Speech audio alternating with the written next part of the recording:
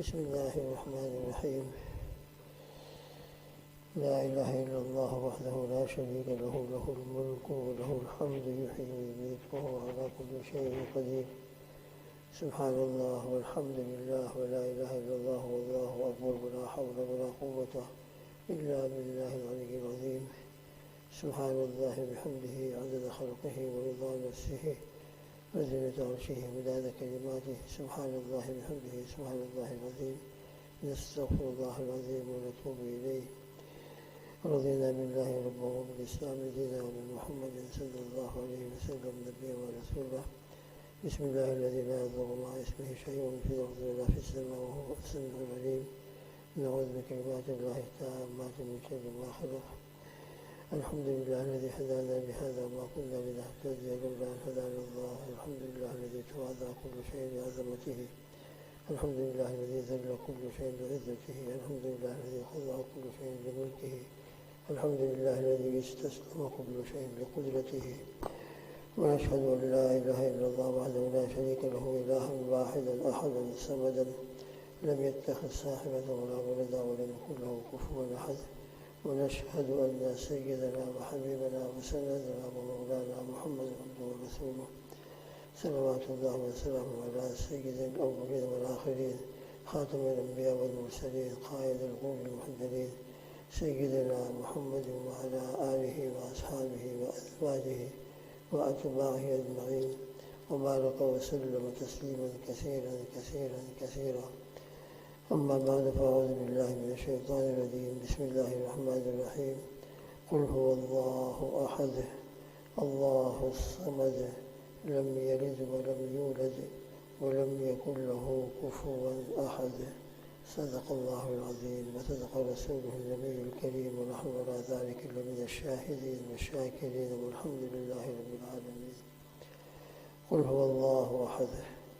محمد صلی اللہ تعالیٰ علیہ وسلم آپ فرما دیجئے وہ اللہ ایک ہے، اللہ الصمد، اللہ تعالیٰ اپنے ذات و صفات میں ایک ہے، بے نیاز ہے، وہ کسی کا محتاج نہیں، سب اس کے محتاج ہے۔ اللہ بے نیاز ہے، اس کا مطلب یہ ہے وہ کسی کا بھی محتاج نہیں، اور سب کے سب پوری کائنات کی ایک ایک چیز، ایک ایک مخلوق اللہ سبحانہ و تعالیٰ کی محتاج ہے۔ لم یلد ولم یولد، نہ اس نے کسی کو جنا، نہ وہ کسی سے جنا گیا۔ دوسرے الفاظ میں اس کو ہم یوں کہہ سکتے ہیں، اس کی کوئی اولاد نہیں، نہ اس کا بیٹا ہے نہ بیٹی ہے، کوئی اس کی اولاد نہیں۔ لم یلد ولم یولد، اور وہ خود کسی کی اولاد نہیں کہ ان کا کوئی والد ہو اور وہ ان کے بیٹے ہوں، نہ ان کا باپ ہے نہ ان کا بیٹا ہے نہ کوئی اولاد ہے، وہ اس سے بالکل منزہ اور پاک ہے۔ ولم یکن لہ کفوا احد، اور کوئی ان کے جوڑ کا نہیں، ان کی برابری کا نہیں، کوئی ان کا ہمسر نہیں۔ اس مبارک صورت کا شان نزول کیا ہے؟ مکہ مکرمہ میں، بلکہ پورے عرب میں، اور اس کے بعد اگر یوں کہہ دیا جائے تو دنیا میں، جس وقت نبی کریم صلی اللہ تعالیٰ علیہ وسلم کی اس دنیا میں بعثت ہوئی ہے، تقریباً ہر طرف بت پرستی، شرک اور کفر کے اندر لوگ مبتلا تھے، اور اپنے اپنے اعتبار سے اپنے اپنے خدا بنا رکھے تھے، اور اسی کی پرستش اور اسی کی عبادت کرتے رہے۔ کسی نے پتھروں کا بت بنا رکھا تھا، کسی نے مٹی کا، کسی نے آگے بڑھ کر لکڑی کا، کسی نے چاندی کا، کسی نے سونے کا، کسی نے پیتل کا، کسی نے تانبے کا، مختلف دھاتوں سے، مختلف چیزوں سے بت بنا رکھے تھے، اور اس کی اور پرستش اور عبادت کرتے تھے۔ تو ایک مرتبہ بھی سورج جو ہے مکہ مکرمہ میں نازل ہوئی ہے یا مدینہ منورہ میں نازل ہوئی ہے۔ آئندہ جو سوال آ رہا ہے وہ یہودیوں نے کیا تھا یا مشرکین نے کیا تھا، دونوں قول ہیں۔ غالباً زیادہ گمان مفسرین کا یہ ہے کہ یہ مکہ مکرمہ میں نازل ہوئی ہے، اگرچہ بعض حضرات کا خیال یہ بھی ہے کہ یہ مدینہ منورہ میں نازل ہوئی ہے۔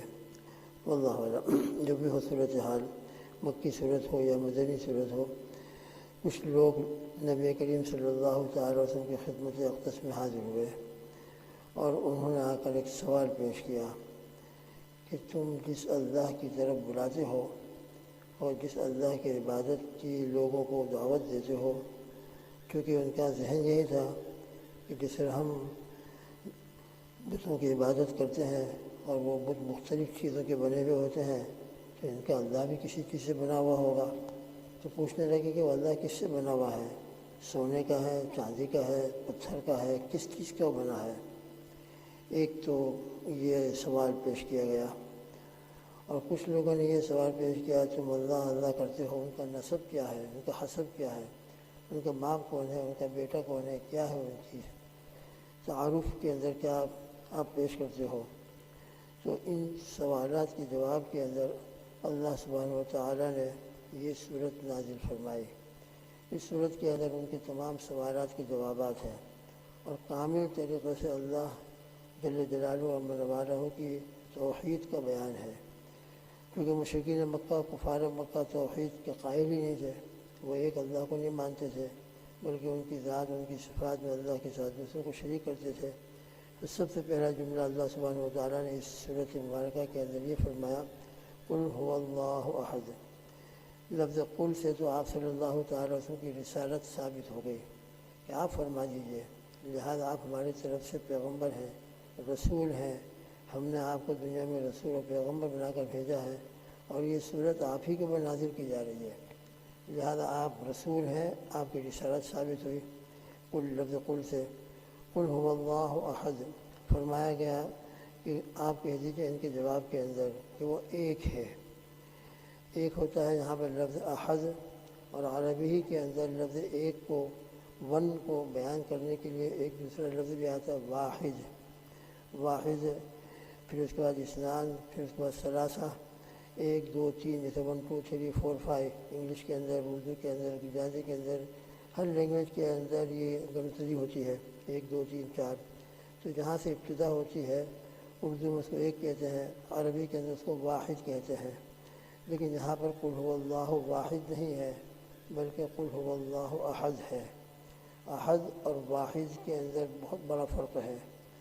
واحد، اس کے بعد اثنان، پھر اس کے بعد ثلاثہ، اور پھر اس کے بعد اربع، یہ پورا سلسلہ چلتا ہے، وہ 1 2 3 4 5 6 آخری ہے۔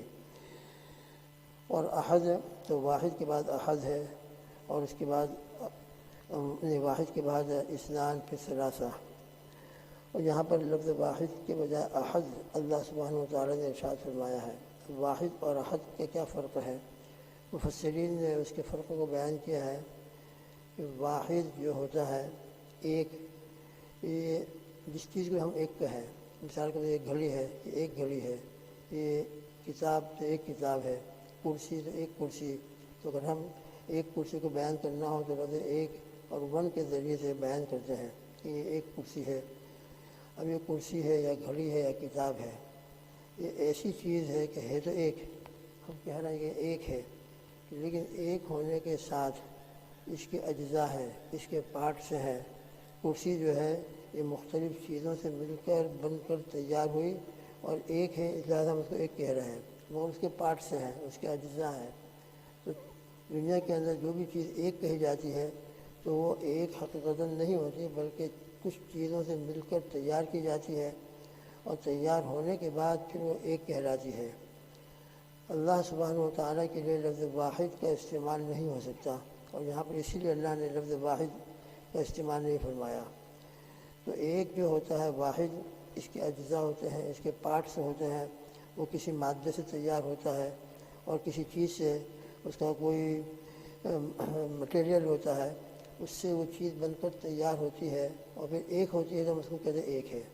لیکن لفظ احد جو ہے یہ ایک ایسا عربی کا لفظ ہے کہ لفظ احد جب بولا جاتا ہے تو احد کا مطلب یہ ہوتا ہے کہ وہ ایسا ایک ہے اور اکیلا ہے کہ وہ کسی چیز سے، کسی اجزاء سے مل کر تیار ہوا ہو، اس کے پارٹس ہوں، اس کا مٹیریل ہو، اور وہ اس سے مل کر تیار ہوا ہو، پھر اس کو احد کہا جائے، نہیں ہو سکتا۔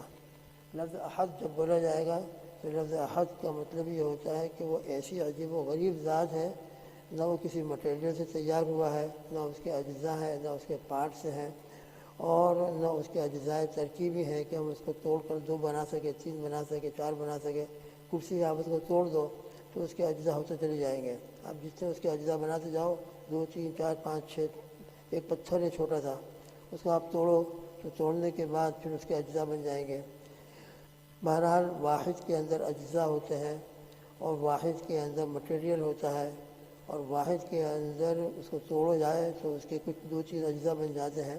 لیکن لفظ احد جب بولا جاتا ہے تو احد کا مطلب یہ ہوتا ہے کہ نہ اس کا کوئی مٹیریل ہے، اور نہ اس کے اجزاء ہیں، اور نہ اس کی کوئی ترکیب ہے۔ لہذا قل هو اللہ احد کے اندر سب سے پہلے تو شرک کی نفی، کہ اللہ سبحانہ و تعالیٰ کے ساتھ جو تم دوسروں کو شریک کرتے ہو، تو اللہ سبحانہ و تعالیٰ ایک ہے، اکیلا ہے، نہ اس کے اجزاء ترکیبی ہے۔ لہذا ان کا اس سوال کا جواب بھی ہو گیا کہ وہ یوں کہتے تھے کہ اس کے سونے سے بنا ہے کہ چاندی سے بنا ہے۔ اس کے بعد اللہ الصمد، ان تمام میں مل کر ان کا جواب دے دیا گیا کہ وہ اللہ سبحانہ و تعالیٰ نہ سونے کا ہے، نہ چاندی کا ہے، اور نہ کسی لکڑی سے بنا ہوا ہے۔ اس سے کہ اگر سونے کا ہو اگزامپل، تو سب سے پہلے تو سونا ہونا ضروری ہوگا، گولڈ ہوگا تو وہ تیار ہوگا، پھر گولڈ کو ملایا جائے گا، اس کا کوئی بنانے والا بت بنانے والا ہوگا، اس کو کاٹے گا، اس کو اس کا کوئی ماڈل بنائے گا، اور پھر اس کے بعد وہ بت بن کر تیار ہوگا۔ تو اللہ سبحانہ و تعالیٰ اللہ الصمد بے نیاز ہے، وہ کسی چیز کا محتاج ہی نہیں۔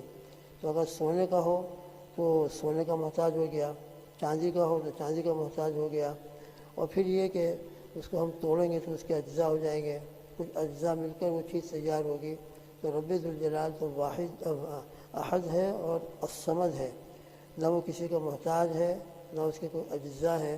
لہذا تم جو کہہ رہے ہو کہ وہ کس چیز کا بنا ہوا ہے، اس کا جواب اس کے اندر آ گیا کہ اللہ سبحانہ و تعالیٰ کی ذات مبارک ایسی عجیب و غریب ذات ہے، نہ ان کے اجزاء ہے، نہ وہ کسی چیز سے بن کر تیار ہوئے ہیں، اور نہ وہ کسی چیز کے محتاج ہے۔ ان کا وجود اپنا ذاتی وجود ہے، واجب الوجود ہے، وہ کسی کے وجود دینے سے وجود میں نہیں آئے۔ آپ دنیا کا کوئی بھی چیز ہو، تم جس چیز کی بھی تم جن معبودوں کی بھی عبادت کرتے ہو، وہ پہلے نہیں تھا، کسی بنانے والے نے پھر اس کو بنایا، اس کو مرکب اس کو تیار کیا۔ لیکن اللہ سبحانہ و تعالیٰ اپنے وجود میں کسی کا محتاج نہیں، واجب الوجود ہے، اور وہ نہ سونے کا ہے، نہ چاندی کا ہے، نہ لکڑی کا ہے، نہ پتھر کا ہے، بلکہ وہ احد ہے، اور ایسا احد ہے کہ اس کا کوئی جز نہیں۔ لہذا اللہ سبحانہ و تعالیٰ کے بارے کے اندر تمہارا جو سوال ہے وہ کس چیز کا بنا ہے، اس کا جواب آ گیا، قل هو اللہ احد اللہ الصمد، کہ وہ ایک ہے، اکیلا ہے، تنہا ہے۔ اللہ الصمد، صمد اس ذات کو کہتے ہیں کہ وہ کسی کا محتاج نہ ہو اور سب اس کے محتاج ہو۔ اس کا ترجمہ ہم نہیں کرتے اللہ بے نیاز ہے، لیکن بے نیاز کس کو کہتے ہیں؟ یہاں پر وہ بے نیازی نہیں ہے کہ جو دنیا کے اندر بعض مرتبہ لوگ سمجھتے ہیں کہ میں کسی کا محتاج نہیں ہوں۔ ٹھیک ہے، آپ کسی کا محتاج نہیں ہیں، لیکن دوسرے آپ کے محتاج ہوں تو اللہ سبحانہ و تعالیٰ دوسرا آپ کے محتاج نہ ہو تو، لیکن اللہ کی ذات عالی ایسی ذات عالی ہے کہ وہ ایسی بے نیاز ہے کہ وہ کسی کا محتاج نہیں، مگر سب اس کے محتاج ہیں۔ تو بے نیاز، اس کے اندر یہ دونوں اجزاء شامل ہیں، وہ کسی کا محتاج نہیں اور سب اس کے محتاج ہیں۔ یہ جو ترجمہ ہے اور جو اس کا مطلب ہے، وہ کسی کا محتاج نہیں، سب اس کے محتاج ہیں۔ حضرت تھانوی رحمۃ اللہ علیہ نے، حضرت مفتی شفیع صاحب رحمۃ اللہ علیہ نے، حضرت مفتی تقی صاحب دامت برکاتہم نے وغیرہ مفسرین نے اللہ الصمد کی تفسیر کرتے ہوئے یہی اس کی تفسیر فرمائی ہے کہ سب اس کے محتاج اور وہ کسی کا محتاج نہیں۔ لہذا اس کے اندر یہ بھی جواب آ گیا کہ وہ نہ سونے کا ہے نہ چاندی کا ہے، اس لیے کہ اگر وہ سونے کا ہو یا چاندی کا ہو تو پہلے چاندی ہوگا، تو گویا کہ اللہ چاندی کا محتاج ہو گیا، سونے کا محتاج ہو گیا۔ اگر وہ لکڑی کا ہے تو لکڑی کا محتاج ہو گیا، پتھر کا ہے تو پتھر کا محتاج ہو گیا، تو اللہ تو کسی کا محتاج ہی نہیں ہے۔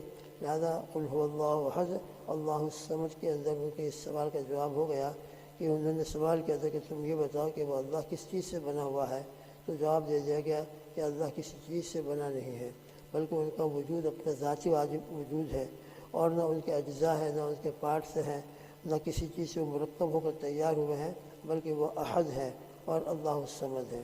اس لیے ہمارا بنیادی عقیدہ توحید کا ہے، تو وہ توحید مکمل طریقے سے پوری صورت کے اندر اس زمانے میں یا آج کے زمانے میں بھی جس طریقے سے بھی شرک دنیا کے اندر چل رہا ہے، ہر قسم کے شرک کی اس مبارک صورت کے اندر نفی کی گئی ہے، اور اللہ سبحانہ و تعالیٰ کے لیے وحدانیت کا اور ان کے لیے توحید کا ثبوت پیش کیا گیا ہے۔ تو ان دو جملوں کے اندر، ان دو آیتوں کے اندر ایک سوال کا جواب ہو گیا، پھر اس کا جو حسب نسب پوچھا تھا اس کا جواب دوسرے آگے ہے۔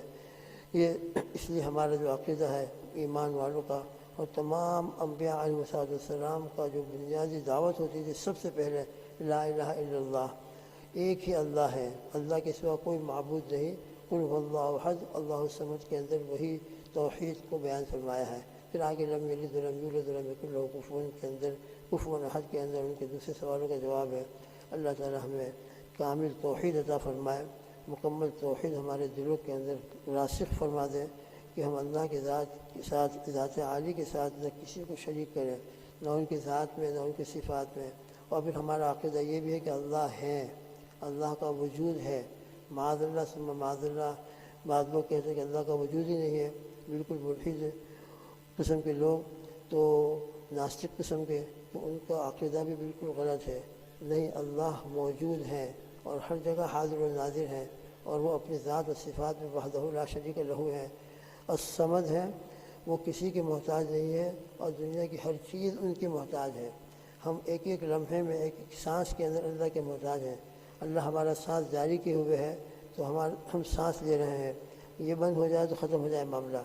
غرض ہے کہ دنیا کی ہر چیز اللہ کے محتاج ہے، باقی اللہ کو کسی کی ضرورت نہیں، اللہ کسی کا محتاج نہیں، وہ وحدہ لا شریک لہ فی ذاتہ و فی صفاتہ ہے۔